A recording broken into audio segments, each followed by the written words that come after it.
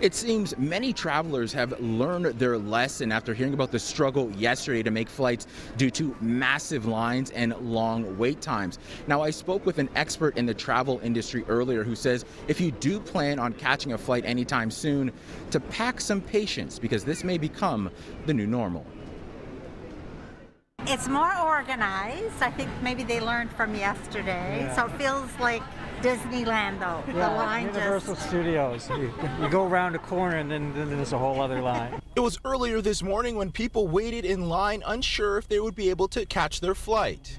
Because I saw the coverage last night on the news, so that was really helpful. I think most people need to know that don't come 90 minutes before your flight. I got an email, a text from my son-in-law to say that yesterday was crazy, so no surprise. I wouldn't say this long. I expected it to be, longer than general. But then I saw some news that apparently some of the airport workers have went on strike, which I guess is unfortunate timing. So I got here earlier, which I did, but there's a chance I might still miss my flight. So I guess we'll see how that goes. As COVID-19 safety restrictions have lifted, many people have decided it's the right time to travel. However, it hasn't been as smooth as many have expected. Sadly, the infrastructure has not kept up with the boom in travel, meaning the staffing at security, baggage, all areas, ticketing, they aren't back to even close pre-pandemic levels, yet travel is getting back to pre-pandemic levels. The Canadian Air Transport Security Authority CEO apologized today for the inconvenience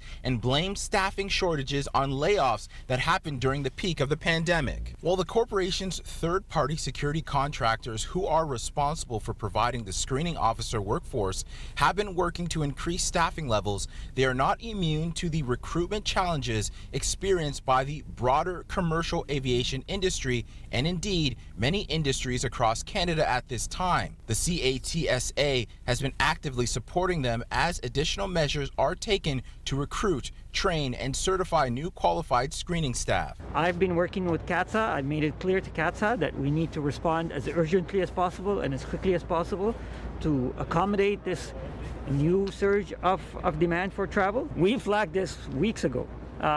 You're right, it's predictable. Martin Firestone is the president of Travel Secure, which covers trip cancellation coverage. But he warned there is no insurance that covers you for missing your flight due to a long lineup or delays because of staffing. At this point, it's going even earlier than you're told to go. So now international is at 3 hours, domestic 2 hours.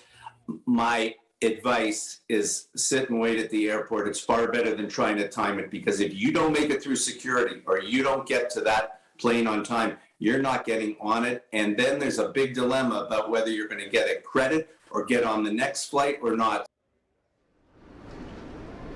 CityNews also reached out to the Greater Toronto Airports Authority, which operates Pearson. It also advises passengers to arrive early and make sure they're prepared for the security screening.